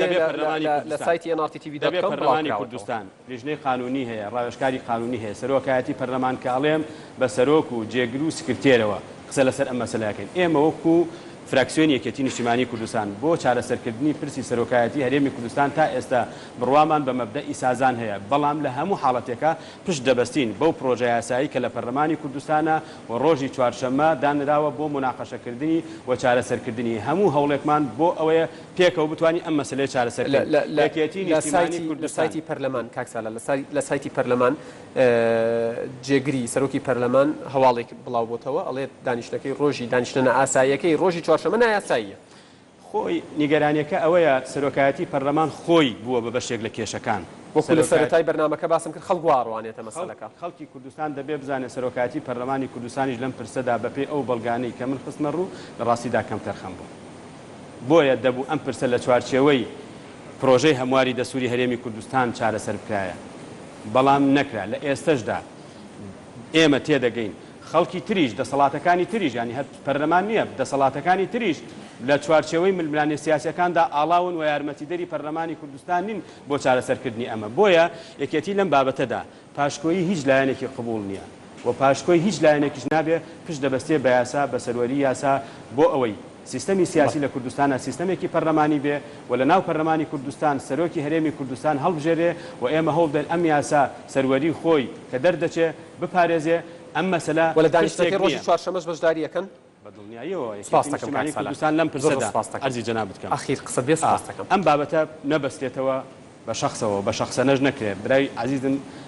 کاگڕابوون باسی دکتۆری یوسف و کاگ مەسعودی کرد ئەم من وەک دوو سەرۆکی مؤسسات باسم کرد کاک سالار سەرۆکی دوو مؤسسەن و کێشیانش عیبێکیان ناشبێ ناو بهێنرێ لە هیچ حاڵەتێکە ئەم پرسانە نابێ بە شخصەنە بکرێ هەر یەکە لەو کەسایەتیانە کەسایەتین ڕۆڵی خۆیان هەبووە و ڕۆڵی خۆیان ئەبێ لە ئایندەدا بەڵام ئەمە پرسێکە دەبێت بەسرێ بە یاسا بە نەسی قانونی و ئێمە خەڵکانێکی مشەڕعین دەبێ لە دەرەوەی یاسا بە سیاسی لەگەڵ چارەسەر نین نەخێر هەموو پرسە سیاسیەکان بێ لە ناو پەرلەمان چارەسەر بکرێت بەڕئیەوە یاسا ڕەهەندی سیاسی هەیە بعدی سیاسی هەیە تێگەم لەوە ئێمە فراکسیۆنین تەمسیلی ڕێی سیاسی ئەەکەین بەڵام لە چوارچێوەی قانونە فێڕوانینە سیاسەکاندا ڕێژێتەوە هەر کەسێک پێی وابێ دنیا شامی شەریفە و هەموو شتەکان 100% لە چوارچەوەی یاسای ئەڕوا نەخێت پەرلەمانی کوردستان بۆ ئەوە هەیە کاک بەسەر گرفتە کۆمەڵایەتی سیاسی ئابوووریەکان بە یاسا ڕێک بخرێت بۆ بەرژەوەندی زۆر سپاس کاک بەزات دیسانەوە دێمەوە سەر و خاڵە ئەو یەکگرتووی ئیسلامی کوردستان تا ئێستا ڕئی دیار نیە ئەم پرسیارە وەکو ئەندامێکی سەرکرداتی یەکگرتو دێتەکەم وەکو پەرلەمانتارێکیش قسەیەک لەسەرەوەیە کە پەرلەمانتارانی دەڤەری بادینان و بڵێن منتیقەی هەولێر و سلێمانی دابەش بوون یەک ڕئیان نییە ئەوان بە شێوەیە قساکەن تەنانەت ئەو ڕۆژەی کۆمەڵێک پەرلەمانتار لێرە بەشداریان لە دانیشتەکەی 23 حوزەیران کرد مەجموعەیەکیان لەوێ مؤتەمەری سەحافیان کرد ئەم دابەشبوونە چ کاریگەریەکی لەسەر مەسەلەی سازانە بێت و ئەگەر تا نۆزدەی مانگ ئەم پرسە یەکلانە بۆ ئێوە ڕئیتان چیە بێت دابەشبوون هیچ دابەشبوونە نەفیگرتوێ ڕینەدۆیە بەڵام ڕئیتان جیاوازە نەخێر ڕێی جواز زۆر طبیعیە نەو حزب ڕێی جواز هەبیتن خۆڵە دیکە واتەوێنەوەکردن کە ئەنەمامە بریۆرە دایک و بەشدۆڕنەوە نەخێر هیچ بناماک بۆ خفتنی نایە گرتو ئیسلامی کوردستان سەربەخۆ حزبەکە سەربەخۆوە بریۆرەخۆ سەربەخۆوە هەی هیچ تەسیرە هیچ لەوانەکی دنیا حاضر بینێ و نەحاضر بینێ سەرکرداتی دیف پەیڕۆێنەوە خو یەک کۆنگرێش شەشەی حزبای گرتو ئیسلامی کوردستان ئەنجومانێ سەرکرداتی دەڕینتە خۆرە بریۆرە خو دەتن گەل فراکسیونێ هاوبەش ئەوە خۆڵەکە زۆر و گرنگە مدوێت ئاماژێ پێ بدەم یادی کە ئەس تەحەدایت کەم حزبك لەوانەکی سیاسی کوردستانی وەکی گرتو یا ڕاستگو بیت گەل جمهور خو قال خلق كردستاني من اخر وقت كرن يعني يودي استحدايت كم لو انك السياسي البادينون بجل دا صلاه واضحه لو انك السياسي شيابت وكي قرتو اسلامي كردستان سر بخو خو باريزيتن 2005 سرال سر بخو ما بارغان صوتن مشاهيد دون حتى روجكش مرانه كرويري يعني اخر زوره واضحه لو ان السياسي هبيا صالت بريدا دو بربجير هبينا بو برلمان كردستان يك زي تنازل كريدي شوت شو طرف كيدي قناعه ما نفت اريك ودك جهندنيه ام حقائق ام هميت زون كاي قرتو اسلامي كردستان خدن بروجي خوي تشاكسازيه فيتن افسقم جيري هرم كردستان مين فيت افعالاتي زاتر يعني قربانيان دن حتى في حد برنده از بجم خالك زورو گرن که گرتو اسلام کردستان ابرو بحث سیاست زورینه پسنا که برچه چنکی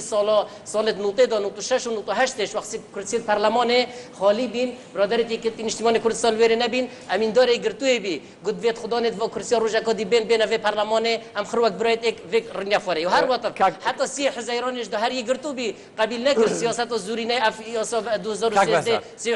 او لا يناني قرمزال بيسيار كردستان اف مثلا يعني قناعتنا ما هجر هم ما عندك مجال دخل كتب جهيد كم نرمين ما بمصلحته قشتي هولات يا براسي برندش ما مثلا كبوتشي نرمن كبوتشي ناس توافق يعني بس بسياره كنت مجال نادي هتو تايتاكو تاي قصب كي من بسياره افرو يكم قرجي درس بما بين الدولانا يعني اعتراف بريور انجمان الشورى ناكن راح يجي ويا راح يجي تواني ازبج افقرجي انا مثلا نشي مثلا ما بريور دم راي من افيا ازبج بسيارك آیا انجمن شورای او صلاحیت هنه شیتن کشید ما بین سرکات حریم و سرکات پارلمانی گلوب کرد و جیب سیاره نه انجمن شورای هەرێمی کوردستان صلاحیاتی ئەوەی هەیە سەرۆکی هەرێمی کوردستان بۆ ماوەی 2 ساڵی مرجعیت یاسایی و والله بدنا یادی یاد زورا واضحه آیا اف بريورا ملزمه انش بس استشاريه في خلاف هر افرض درس بها يا امد شو جاينا نتيجه اگر ام بحث توافقي عمد كاين في قوي سر كرده اونلاين السياسي في قوي ما بهر چور حزبه بلايك شو بيجي الصبح لوين من السياسي بياني كوبنا لوين السياسي باش دورنا بده ام قرارك ودي بدين اخر امر رخي زوره واضحه يعني بله نواضحني ابو من هيج واضحني والله ليش تناقم پرسیارێکی بەسیط لێ جوابم بەرەوە بەڵێ پرسێکم بۆ دینی تێنەگەی هەوڵێم تێ بگەم مەبەستەکەینە سوورانی زۆر باشە بادینی تێگەم و توانم قسەشی پێ بکەم بۆی دڵنیابی مەبەستم زمانەکەت نەبوو مەبەستم ئەوەیە منە قساکەم تۆشە قساکەی لە هیچ تێناگەم بۆیەوە بە خراپ تەفسیری بۆ نەکرێت هەمووی کوردستانە برادرانی پارتی دیموکراتی کوردستان ئەڵێن ئەم بڕیاری ئەنجومەنی شورا بڕیارێکە لە جێگەی خۆیەتی و قانونیە و ملزەمین پێوەی پشتگیری بە سێ اختصاصات یەک لەحزە با پرسیارەکەم بکەم کاک ڕابوون معروف مامۆستا ڕابوون معروف لێرە وەکو گۆڕان ئەڵێت سڵاحیەتی ئەوەیان نییە و جێگەی سەرۆکی پەرلەمان ناتوانێەوە بکات کاک سالار ئەڵێت نەدەبوو بکرابایە و سڵاحیەتی ئەوەی نییە کە ملزەمیان بکات ئێوە وەکو یەکگرتووی ئیسلامی کوردستان پێتان وایە بڕیار ڕەئیەکەی بۆ چوونەکەی ئەنجومەنی شورای هەرێمی کوردستان کە ئەڵێت ئەبێت سەرۆکی هەرێم لە پۆستەکەی بمێنێتەوە لەبەرەوەی ویلایەتی کۆتایی هاتووە ویلایەتی کۆتایی هاتووە تا هەڵبژاردننی داهاتووە لە هەندێک جێگە و توانە تا 2 ساڵی تر ئێوە پێتان وایە ئەبێت گوێ لەم ڕەئیە بگرێت یان ڕەئیەکەیان نامعقولە و لە نێوان کەوانەیەکە و نابێ گوێ لێ بگرێت ناتوانێت کەس بس يعني تبينيك يعني ام روسي كريم كردستاني ده الشرق الاوسط عموما والعراق ده بطيباتي ام نقشنا مجتمعك هندي ديمقراطي كبشين بيجن ولاي دام همي ملزم بالياسايه روستي ام تبين وقت ياسا برياره كده طرف ملزم نوبن وقت بشكل كده برياره ده كده ملزم نوبن برنده مقوتة افا نبرسكو سياسيه هطوك والله ما يقرتي دم سر في برسا انجمن الشورى افا برسكو ياسايه اف برسا قالك والله درس بن محكمه الدستوريه العراق هرچند ما محكمه الدستوريه محكمه الدستوريه اتوانيه بريار محكمه زور طبيعيه افكي شبابنا استحكنا محكمه تمييزي لو انا كده بيلون يعني من بيته وصفاستك اخر مقوتة اس حكمني ما بشم بجمه درس نيه مسألة ياسايه بروستي في مرجعيه ياسايه بيتان دروسني وبيشتان دروستا نا موضوع نظني شو نار مسألة سياسي متجاوب دام مقوتة كاس ناتواني بدل يكرتوه برياريدات ايده بجدار بقانون جوابي داونته بزماني شيريني عربي نسراوه اخر زاني تفسيرات يعني نصوص قانوني خط زاني في مشكله مازن سر كلمات شغور سر كلمات بطالبون في مشكله هر مازن سر كلمات شاغر يعني بطالبون ايه او بوستد بطالبت ولا افجه مناقشه ولا ياساي اشينا لاي كاك دلدار وكو برسيار يكم وري جرين هاوريان تنها كاتي يك برسيار هي ببيرون كرنوا سباستانا كم بوي كات هبيت هەمیشە گلەیە واکرێ ئەو تێ پرسیار ئەکرێ بەڵام وەڵام وەرناگرینەوە بۆیە بە یەک پرسیار بەشداری بکەن بۆی وەڵامەکەشی بۆ وەرگرنەوە بۆ کێشە پرسیارەکە سوپاسانەکە فەرموون سەرەتا بەخێراتی میوانە بەڕێزەکان دەکەم وڵا پرسیارەکەم لە کاگرابوونە بەڕای تو ئەمەم زیادەکی سیاسی و بەتەنیات فرۆشتر نییە لەسەر خەڵکی فەقیر و هەژار ئەوەی کە ئێستا دروست بووە جەنابیان باسی شەڕی ناوە خۆی کرد باشە کاگنێ شورا مستەفا لە شەڕی ناوە خۆ پێیوان نەبوو بەشدار بوو چەندین گەنجی وڵاتە بە کوشتن درا و ڕۆی و هەتا ئێستا شوم بزرگە مەسەلەی دادپەروەری و مەسەلەی ویژدان و خێر لە سیاست خێر لە سیاست ئەگەر لە ماڵی خۆی پێم وابیتن ئەوە نمونەکە ئەگەر خێر لە سیاست نەبی و نەرمی و تەنازولاتی تێدا نەبیتن اتفاقاتی تێدا نەبی و سازانی تێدا نەبی پێم وایە شیرازەی ئەو وەزعەتێکەچی لە ماڵی خۆی 5-6 ڕێی هەبیتن تەسەوڕ دەکەم ڕێیەکان جیاواز بێ ئەگەر نەگەنە قەنەعات یەک ڕێی 2000 بڕیار بدەن پێم وایە شیرازەی و عایلەکەش تێکەچی ئەوەش بە هەمان شێوە بەنسبەت پرسیارەکەشمەوەیە کاک نیشتمان نەسۆبەرەکانی جەنگ پرسیارەکەم لەوەی پێم ئەگەر ڕێم پێ بدەی با تەواو بکەم لۆ نەچۆ بەرەکانی جەنگ سەردانی بەرەکانی جەنگ نەکردو بۆ ئەو ئەزووری مەبەست ئێوەشتان کاکەڵۆت مایکەکە بێ بە کاکەڵۆت سپاس دەکەم خێراتنی میوانە بەڕێزەکان دەکەم پرسیارەکەم لە کاک دکتۆر ئیبراهیمە کاک دکتۆر ئیبراهیم ئێوە هەز ناکەن لایەنەکان ناوێرن ڕێکەوتنامەتان لەگەڵ ئیمزا بکەن بۆ ئەوەی ئێوە پێشینێکی 2 ساڵ لەمەوبەرتان هەیە کە یەکێتی نیشتمانی کوردستان باجێکی زۆر گەورەیدا ئێوە نەتانتوانی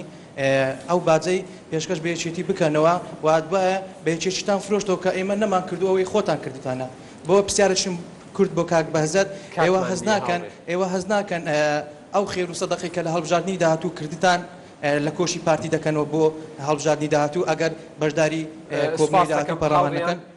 هەر پرسیارێک ڕەبتی بە تەوەری بەرنامەکەەوە نەبوو ئازادن کە جوابی نەدەنەوە ئەچمە لای کاک شۆڕش خی گەورە پرسیارەکەم لەوە بەڕێز دکتۆر ئیبراهیمە ئەو مایکە بێت بۆ لای کاک عەبدولجەبار ئەرکەبێ فەرموو بەخۆی هەر لە زۆر بەڕوونی زۆر بە ئاشکرایی لە قسەکانی دکتۆر دیار بوو پەراوێز خستنی پەرلەمان بوو و بەرزکردنەوەی ئەنجومەنی شورا بوو بەخۆی لە سیاسەتدا لە حکومداریدا تەدەڕوت هەیە مەبدەئی تەدەڕوت هەیە و مەبدەئی فەسڵ سوڵتات هەیە پرسیارەکە دەکەم باش لە تەدەڕوتدا پەرلەمان دوای ئەو ئەنجومەنی وەزیران دێت دوای دادگاکان دێت ئەمان شارەزان چکە لە پەرلەمانی خۆیان هیچمان بۆ ڕوون نەکەیتەوە پرسیارەکەی لێ دەکەم لە کاتێک ئەوان دێن ئەوەی ئەنجومەنی شورا بڕیارەکە فەرز دەکەن لەسەر پەرلەمان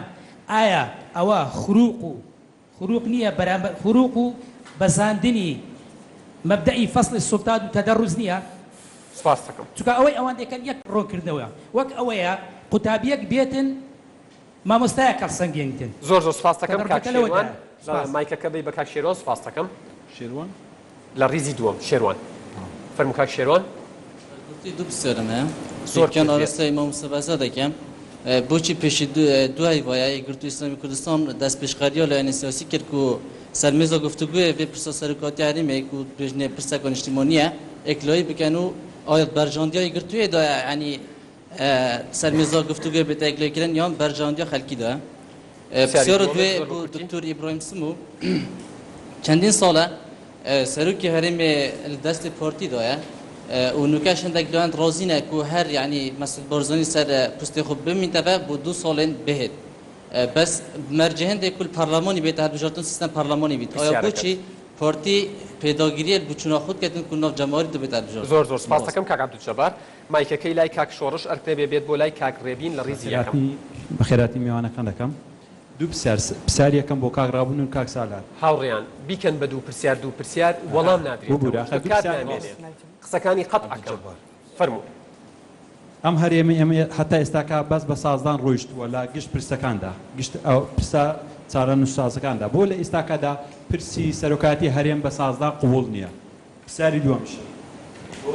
پرسیارەکەت بۆ کێ ئەو پرسیارەت پرسیارەکەم بۆ کاک ڕابوون و کاک سالاری بکەوە دوو فراکسیۆنە پرسیاری دووەم بۆ کاک ڕابوون تۆ لە قسەکان زۆر پەیوەست بووی بە دەنگی دەنگدەرەکانت لە هەڵبژاردن و لە بیدایەتی قسەکانیشت ئاەتی قورعانیش تێناوە کە دەبێت ڕازگۆبی لە بەرامبەر دەنگدەرەکانت لە کاتێک دەبستنەوەی گۆڕاندا دەیگوت دەبێت ئافرەتی ماڵەوە موچەخۆر بێتن بەڵام ئێستاکە وەزیری دارایش هەر لە گۆڕانە کەچ پیاوەکانیشمان بێ سەمان لەسەر ئەم قەیرانەی ئێستای هەرێمی کوردستانە قەیرانەکەش ناوی قەیرانی موچە نییە ناوی قەیرانی سەرۆکایەتی هەرێمی کوردستانە بەس جوابەکەم بۆ ئەو پرسیارم بۆ ئەوە بوو کاتێک ئەو باسی ئەوە دەکرد دەنگدەران ئێوەش هەر پێیوەستە بە دەنگدەران دەنگدەر ئەوی داوەتەوەە ئەوەی وەیاندا بۆ کە دەبێتن ئافرەتی ماڵە و موچەیە بێت ئێستاکەش وەزیری دارایی لە گۆڕانە ئێستا پیاوەکانیش بێموچەن زۆر سپاس دەکەم ئێستش پرسیارەکەت نەکرد کاک ڕێبین پرسیارەکەم لە کاک ڕابوونیە دەڵێ ئێمە چوونە ناو شەڕێکی دیموکراسیەوە بەشێکمان بردوێتەوە منیش دەڵێم و شانۆگەری کۆمیدیای خڕکەرەوە سەرۆک هەر سەرۆکە و هەر خاوەن شکۆیە ئێوەش ئەزبەنی و سەردانوێنن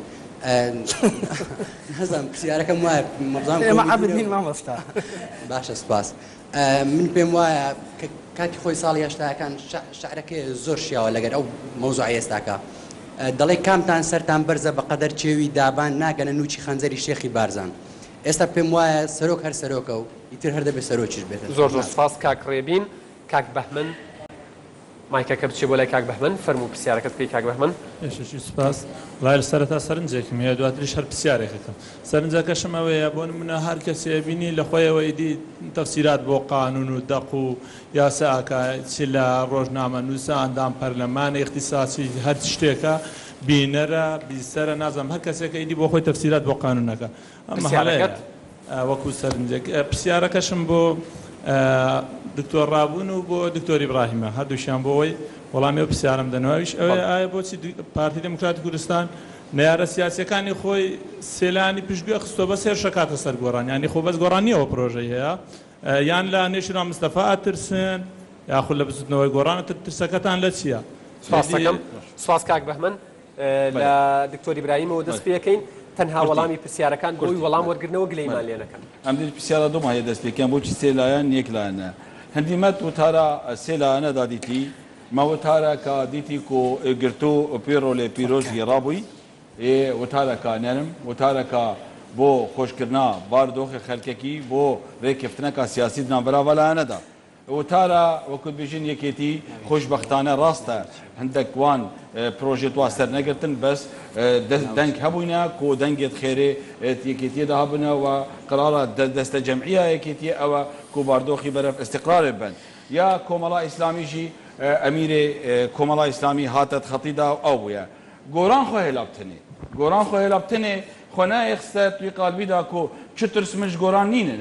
بۆ پێزانینێتە نەمن و نە پارتی مەترسە چ سیاسەتەدا نینش بلی ئێک ترسمە هەی ئەوژی کوابرکە ئەم سەنگەرا نەبەردەن ئەم نەبەردەن داعشش بیر نەکەن گۆران جۆرەی وێ میدیا بەرزە زەبەلاحا خۆ ئێخستیت ناو خەڵکێکیدا داعشش خەڵکێکی داش بیرکردن اش بۆ بەسدا کۆ گۆران گەلک کەفتت میدیایدا و گەلک مانشێت بێنە سەر وەڵامی پرسیارە دیتر بڕاستی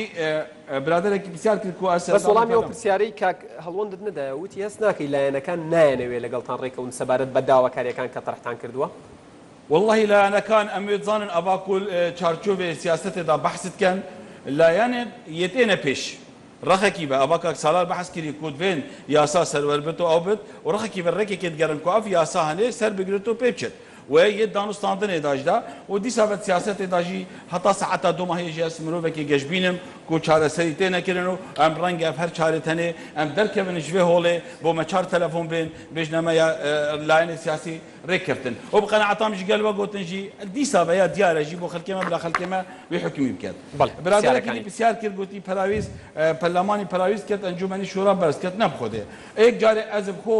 نه مرۆڤێکی وەکوت بێژن پسپۆریمە بقانونە هەیە من پسپۆری ئەدەبیاتت کوردی هەیە و شعرا کوردیدا هەیە تایبەتی ئەدەبیاتت کوردی بەس جۆرەی وێ خوێندنامە هەر ئەندام پەرلەمانێک وەختی دوت ئەندام پەرلەمان دویا تشتێکی سیاسایە بزانێت جۆرەی ئەو یاسا مەخواندی و مە بۆ خۆ چاودێری کردی وەرجۆرەی وان سێ اختصاصاتێت ئەنجومەنی شورا بەگوتی ئەفرائەیە یا ملزەمە بەسەر پەرلەمانی نەخستیە بەس مە نەگوتێژی پەرلەمان خۆ بکەتە حیت ئەنجومەنی وەزیران و وەڵامی پرسیارەکانی پرسیارە دیتر یا هەواڵێکی مە بوو کۆ بزارێمە پرسیارە کردین دەستی پارتی ببوورە پرسیاراتە چ بووە پرسیارێک کاکشۆڕشە پرسیاڵێت لەسەر فەسڵ سوڵتاتەوە جواب بدایەوە پرسیارێکی تری کاک بەهمەن یان کاک شێروان بوو ئەڵێ بۆچی پارتی دیموکراتی کوردستان پێداگریەکە لەسەر دانانەوەی مەسعود بەرزانی وەکو سەرۆکێرم وایە بلا ئەزێ پرسیارێ دامەیەکی شوابێت تشتێ سیر نانی تشتێ سیر بڕاستی کو برایەتمە یەت بزاوە گۆران مەسعود بەرزانی وەکو سەرۆکی هەرێما کوردستانی وەکو پێشمەرگەک و پتر پێشمەرگاتی حەستێت پێشواتشتا وەکو عقدەیەکێ دەخۆین چگاوا عقدە حەل بوو دەفوا کێشە هەمید حەلن باوەڕ بکەن باوەڕ هەست ناکەی لای پارتی دیموکراتی کوردستانیش ئەوە لەگەڵەوە و دابێتەوە بەرەی سەرۆکی هەرێما کوردستانی گەلێکە بوازەحی چ جارە پەنا نەبریە هەندێ کو مشتاقی هەندەیە کو سەرۆکێکی ئەبەدی بتن لە کوردستانی زۆر سپاس دەکەم زۆر سپاس دەکەم مامۆستا ڕابوون وەڵامی پرسیارەکان بەس پرسیارەکان دێ بۆی وەڵامی برادێک باسی کاک دڵدار باسی فەقیری هەژاری کردو کاک دڵدار بەداخەوە وڵاتێک کە ژێرەکەی بەحری نەوتە فەقیری و هەژاری لە وڵاتەکە هەیە بەڵام ئەوانەی بەرپرسن ئەوانن کە نەوتەکەت بەڕێوە دەبن ئەوانن کە 24 ساڵ زیاتر ئەم وڵاتە بەڕێوە دەبن کە لە ماوەیەکی کورتە لە ماوەیەکی کورتی قیاسی چەندین خێزانیان کرد بە ملیاردێر و میلیۆنێر بەڵام بەشێکی زۆری کۆمەڵگایان کرد بە فەقیر و هەژار و خۆت ئاماژەت بۆ کردووە سەبارەت بە شەڕی ناوخۆ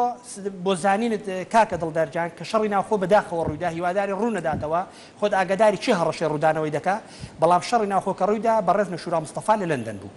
سەبارەت بە سەردانی نەشورا مستەفا و قیادەکردنی بەرەکانی جەنگ ئێمە بڕامە بە موسساتکردنی هێزی چەکدار و هێزی پێشمەرگەی قارەمان هەیە شەڕی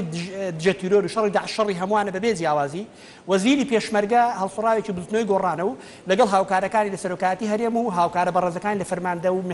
پرسی میحوەرە بەڕێزەکان زۆر لێرانە و قارەمانانە سەرکردایەتی شەڕی دژە داعش دەکەن و بۆ زانینی ئێوەش و بینە لە خۆشەویستەکانی یەکەم شەڕی دژە داعش هەڵسوڕاوێکی بزنەوەی گۆڕان بوو. کاک عەبدولجەبار دەپرسێ بۆ سازانمان قبوڵ نەکە. کاک عەبدولجەبار لە ڕوانگەی ئێمە سازان یعنی لایەنەکان دادەنیشن تەڵەبەکانیان دەخەنە بەردەست یەکتر هەر لایەنە و ئامادەن بۆ هەندێک لە تەناسول لە بەڵەنەکانیان لە داخوازەکانیان. پارتی دیموکراتی کوردستان ئامادە نییە یەکەم داخوازی لایەنەکانی تر بسەلمێنێ دوم تا ئەو کاتێک کە ئێستا یەک دوو ڕۆژمان ماوە بۆ 20 بۆ 19 مان کۆتای هاتنی ویلایەتی بەڕێز کاک مەسعود تا ئێستا لە ڕووی یاساییەوە بە هیچ کەسێکی نەوتوە بە ئێمەی نەوتووە چۆن بەڕیاسا ماوەکەی کاک مەسعود درێژ بکەینەوە تا قسەی لەسەر بکەین. سەبارەت بە موچەی کابانی مامۆستاجان هیوادارین ئەو کاتێک کە ئێمە سووری لەسەرم بابەتەوە پرۆژەشمان بۆ ئامادەکردو و خەریکی داڕشتنەوە و ڕێخستنەوەی پرۆژەکە هیوادارین ئەو کاتیان پرۆژەیەمان بردە ناو پەرلەمانەوە وەکو ئێستا فراکسیۆنەکەتان فراکسیۆنی پارتی دیموکراتی کوردستان تەگەرەی بۆ دروست نەکات. سەبارەت بە کاک بەهەمان باسی کاتەکەم بگرن سەبارەت بە عقدەی شخصی ئەمە هیچ عقدەی شخصیمان نییە پرۆژەی سیاسی و ئەجەندای سیاسیمان هەیە ئەجنا کاک مەسعود برایەکی بە ڕێزی کاک نەوشیروان مستەفایە لە ڕووی شخصیەوە ڕێزێکی زۆریشان لە نێواندایە بۆ زانینتان دوو هاوڕێی نزیکیشن بۆ پارتی بۆ بەس پارتی هێرش دەکاتە سەر ئێمە لەبەرەوەی بەڕاستی سیاسەتی خراپە من تکا لە قیادەی پارتی دیموکرات دەکەم و سیاستە خەتەرە سیاسەتی پەرتکە و زاڵ بە یەکەم جار پەرتیان کە دوای لە سەری ڕمەکە کە پیان وایە نەشورا مستەفا بوسنی گۆڕانە هەمویان دەخێن ئەوە خراپە نە با بگەینە سازان ڕێکەوتنێک هەموو وڵاتەکەمان خێر تێدا بێت. سەبارەت بە کاک ڕێبین دوا قسەمە بە ئەنقەس قسمە دوا قسە کاک ڕێبین داوای عبودیەت دەکات طبعا بۆ زانینت من ڕێزم هەیە بۆ بنەماڵە شەخەکانی بارزان ڕێزم هەیە بۆ تەسەوف بەڵام ئەو داوای عبودیەتی لە ئێمە دەکا و لە خەڵکی کوردستان دەکا ئێمەش قورئانی پیرۆز فێری کردوین جگە لە خوا عبودیەت بۆ کەس قبوڵ ناکات. زۆر سپاس کاک سالار کاک دەنگت ناگا بگورە کاک سالار فەرموو. بەڵێ کاک عەبدولجەبار باسی پرسی سازانی کرد ئێمە لەگەڵەوەی ئەم بابەتە بە سازان چارەسەر بکرێ و کاتی خۆشی کە بەڕێ سەرۆکی هەرێم لە 26 حوتی 2013 یاسای سی حوزەیرانی پەسەند کرد پەیامێکی نرد بۆ پەرلەمانی کوردستان داوا ئەکات لە ماوەی کەمتر لە ساڵێکدا بە سازان بگەنە ئەنجامێک بۆ ئەوەی دەستور هەموار بکرێتەوە و خۆی داوا ئەکا ئالێتێک بۆ هەڵبژاردننی سەرۆکی هەرێمی کوردستان دیاری بکرێ واتە خودی کاک مەسعود داوا لە پەرلەمان ئەکا پرسی هەڵبژاردننی سەرۆکی هەرێمی کوردستانی ئایندە یەکلا بکەنەوە ئەمە پرسێکە پەیوەستە بە پەرلەمان بە یاسا و ئێمە تا ئێستاکە ئیستینا دەکەینە سەر مەبدەئی سازان و داوا ئەکەین برادرانی پارتی پرۆژەیان هەبێ بۆ ئەم بابەتە پێکەوە بتوانین ئەم چەند ڕۆژەی ماوە لە بەردەستە بگەینە ئاکامێک کە ئەم دۆخە بە ئاقارێک ببین کە قەیرانەکانی تر کە لەسەر خەڵکی کوردستانە کەم بکەینەوە نەک ئەم دۆخە سیاسەش بکەینە سەرباری قەیرانەکانی کە هەن لەبەر ئەوە ئێمە متەمەسکین بە پرسی سازان و لەسەر ئەو بنەمایە ئێمە باجی گەورەمان داوە و ئەگەر بێتە سەر هەندێک بەڵگە بیخەینە ڕووکە لە ڕابردوودا گۆڕان و پارتی و یەکگرتووی کۆمەڵی ئیسلامی لەسەر پرسی ئامادەکردنی پرۆژەی دەستور و بابەتەکانی تر گەلە کۆمەیان لە یەکێتی نیشتیمانی کرد بەبێ ئەوەی سازان بکەن لەبەر ئەوە هەموو لایەنەکان لە هەندێک مەحەتەیە لە ڕابردوو سازانیان نەکردووە بەڵام لە ئێستادا ئێمە متەمەسکین بەوەی جارێکی تر تاکید دەکەمەوە پرسیارت کەم لێکرابوو با من پرسیارێکت لێ بکەم بۆی کاتەکەت بە مەزبوطی وەرگری دوێنێ سەرۆکی هەرێمی کوردستان پەیامێکی بڵاو کردەوە ڕایەکەیە ئەڵێت ئەو پەیامە دەواازەیەک یاخود دافعێکی باش بوو بۆ ئەوەی لایەنەکان پێکەوە بگەنە سازان و چارەسەرێکی بۆ دامێن بەڵام ئەڵێن ئەوەی ئەمڕۆ ئەنجومەنی شورا کردوێتی ڕێک پێچەوانەی پەیامەکەی دوێنەی سەرۆکی هەرێمە تا چەنە هاوڕای لەگەڵم ڕای من دوایین پەیامی سەرۆکی هەرێم بە تەقدیرەوە تەماشایەکەم کە تەرحی کردووە لایەنە سیاسیەکان کۆ ببنەوە بگەنە ئەنجامێک و بڕیار بدەن واتە ئەمە دەواازەیەکی باشە من تەمەنامە کرد ئەم ڕاگەیەندراوە لە یەکەمین ڕاگەیەندراوەکانی پێشووتر باید چ سەرۆکایەتی هەرێم چ پارتی دیموکراتی کوردستان بەڵام ئێستاکەش نەچوە بچێ من تەسەورم وایە کە سبەینێ سەعات 11 لایەنە سەرەکیەکان کۆ دەبنەوە بۆ ئەوەی بتوانن بگەنە دەرەنجامێکی باش و هاوکاتدا لێرەوە پەیاممان بۆ لایەنە سیاسیەکان ئەوەیە هاوکاری پەرلەمانی کوردستان بن لە دەرکردنی ئەم یاسایە چونکە ئەم پرسێکی یاساییەوە دەبێت لە ژێر قوبەی پەرلەماندا کاک بەزات ئەو پرسیارانی لێت کراوە وەڵامیان بێت لە پرسیۆراو بی بە ڕێزێکی بەحەس کرد ئایا دەنگێتی گرتووی بولەوانێکی دینۆچن بقناعتهم من أفروكا هريما كردستان يوالي هاتي كنت خلق تدخل السياسات تكاد حتى من ذلك كشكش في السياسات بيراستي طيبتي قرتو إسلامي كردستان كوازياتر 20 ساله رجعت سرگورا پناه هريما كردستاني همي سياسات قرتو باش برون واشكراز زانن چكي 2005 پروپاگاندا کردن گوته گرتو گشتف عربا کچی گرتو در کفت پارێزەرێ دوزا کوردی بغداد 2009 گشتف شیوعیا هر همان تشت يعني خلكي ما ظنك وتش اساس بالنافيغ خلكي ازاد تشوا تعبير الراي خد كات بلام يقرتو اسلامي كردستان يعني حزب اخو بريور اخو سرب اخو هاي برندي از بيجم خالك وديك ايكل بسيار ديك او شيروان بي بحث كر اي قرتو افداس بيش خريه بو برجوان ديو حزبي كدر نخير يقرتو افريكا شد صلاتك واتنينك بو برجوان ديو حزبي بيتن نخير برجوان ديو قشتياك وكيكو سولارش اماجا بيكر فيغوفي چندين قيران هرم كردستان فيغوفي ما قيرانك وسياسي فيغوفي درس بالهرمي سيرفي برسي قيران بغداد ما هي قيران سياسي قلب بغداد قيران ابوري هر ديسات قلب بغداد موچا و بنسي هف دوباش نبين قيران ازمات خدمت گزاري او و كهرباء ما زي دبور چنده كو ام يتكفت الى وقت عصر قيران دبروستي مشين في مصطلح بري 20 روجا ما كي توقعت كركو بوريه نفتيت هرم كردستان دي هنا باقوندن خلنا باقوندن موچا تاخير وجبرند ام بس يك نقطه من ماي چهار سري بو چنده از اراده کو راستقينه بيتن و هر پیشلانی سرکی زائدا سازش بو کدوب کرد زور سپاس بو کاک بازازی باری پارلمانتاری یکگرتو سپاس بو کاک سالار محمود پارلمانتاری یکیتین اجتماعی سپاس بو مامۆستا رابون معروف پارلمانتاری گۆڕان سپاس بۆ دکتۆر ئیبراهیم سمۆ پەرلەمانتاری پارتی لە پەرلەمانی کوردستان هەمووتان دەستان خۆش بێت کۆنتڕۆڵەکانتان ئامادە بکەن چنە لای دوا ڕاپرسینەوە مەڵقەیە پرسیارەکەمانەوەیە ئایا دانیشتنی کە ئاگادارمکردنەوە دەست بە دەنگدان بکەن ئایا دانیشتنی چوارشەممەی پەرلەمانی کوردستان پرسی سەرۆکایەتی هەرێم یەکلا دەکاتەوە بەڵێ ژمارەیەکە لەسەر کۆنتڕۆڵەکانتان نەخێر ژمارە 2 بڕیارم نەداوە ژمارە 3 فەرموون دەست بە دەنگدان بکەن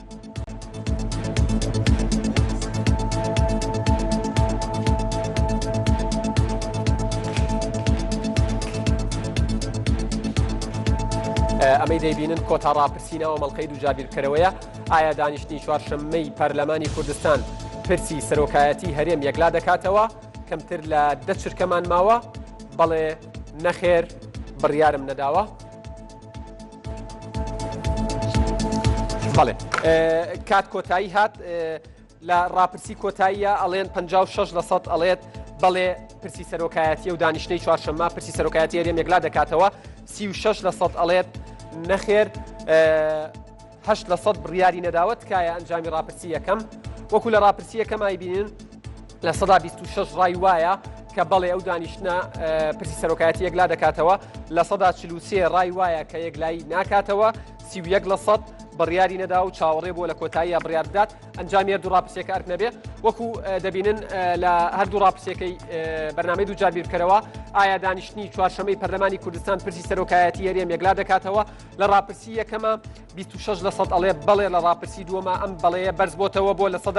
56 لە ڕاپرسی یەکەمە نەخێر لە 43 بەرکەوتووە لە ڕاپرسی دووەمە ئەم نەخێرە دابەزیوە بۆ لە 36 و لە ڕاپرسی یەکەمە 31% بڕیاری نەداوە لە ڕاپرسی کۆتاییە ئەو 31% دابەزیوە بۆ 8%. بینەرانی ئەزیز ڕێزی یادگار فایەخ و محەممەد نووری پرۆدیوسەر و ئالان جەمالی دەرێنەر قبول بکەن لەگەڵ تەواوی ستافی دووجابیرکەرەوە تا بەرنامەیەکی تر بەخواتان دەسپێرم ماڵتان هەمیشە ئاوەدان بێت.